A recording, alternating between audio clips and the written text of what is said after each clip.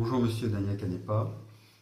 Tous les candidats mettent en avant la situation compliquée financière de la ville de la Seine. Euh, Qu'en pensez-vous vous-même? C'est l'un des problèmes, sans aucun doute, les plus difficiles qui nous attendent lorsque nous serons élus. Le constat, en 4 points, peut être dressé. La Seine est aujourd'hui l'une des villes les plus endettées de France, 12e rang, avec une augmentation de cette dette, puisque nous sommes passés de 134 millions en 2007 à 146 millions en 2012. Nous sommes dans une situation où les charges de personnel continuent à s'accroître. Nous avons une augmentation de 19% en 5 ans. Nous sommes supérieurs de 17% par rapport à la moyenne de la strate. Et si on fait une comparaison avec une ville voisine, nous dépensons 15 millions en plus que nous pourrions économiser. Par ailleurs, il ne faut pas en être étonné, nous avons des investissements qui chutent, 31 millions en 2007, 15 millions en 2012. Et à côté de ça, des impôts qui s'alourdissent. Ce qui est difficile, c'est que nous sommes plus pauvres qu'ailleurs, plus pauvres que dans beaucoup d'autres villes, et que nous dépensons plus. Alors, y a-t-il des solutions face à cette situation extrêmement difficile? Je pense que oui. Je pense que d'abord, nous avons des marges de manœuvre faibles sans doute, mais qu'il faut utiliser pour renégocier certains emprunts, notamment ceux qui comportent des risques.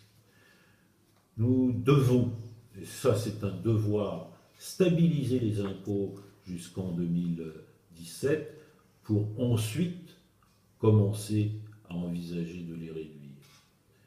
Il faut qu'au niveau du personnel, nous fassions l'effort de ne pas remplacer les départs, sauf bien entendu quand il y a des nécessités ou des obligations. Mais pour ce faire, il faut compléter cette règle stricte, difficile, dure, par une compensation au niveau du personnel, avoir un plan prévisionnel des emplois, avoir un véritable plan de formation, assurer une mobilité plus grande à l'intérieur du personnel et avoir une gestion de management participatif dans lequel le maire prend toute sa place.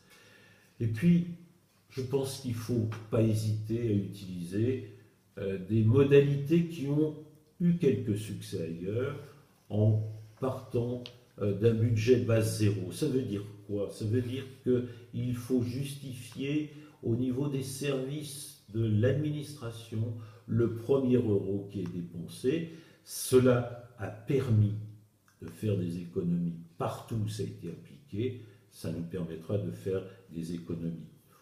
On sent déjà qu'à certains endroits, il peut y avoir des économies. Je pense aux problèmes de communication, je pense aux subventions qui sont allouées et qui ne sont pas toujours de manière équitable. Je pense au parc automobile, je pense aussi à l'utilisation ou à la bonne utilisation de l'immobilier de façon à redynamiser les ressources du patrimoine. Je pense également qu'il faut revoir les contrats d'externalisation parce qu'ils ne se sont pas toujours accompagnés des économies nécessaires. Et puis, il reste aussi la solidarité communautaire. Toulon en a bénéficié depuis 2001. Je m'en félicite. Aujourd'hui, le tour est venu pour la Seine, qui constitue véritablement l'avenir de l'agglomération, de recevoir une juste compensation pour rattraper son retard et devenir le véritable joyau que doit être la Seine dans les années à venir.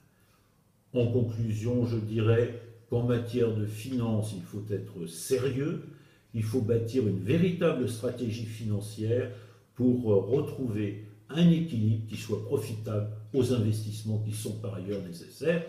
Je veux dire que nous devons passer d'un cercle vicieux à un cercle vertueux.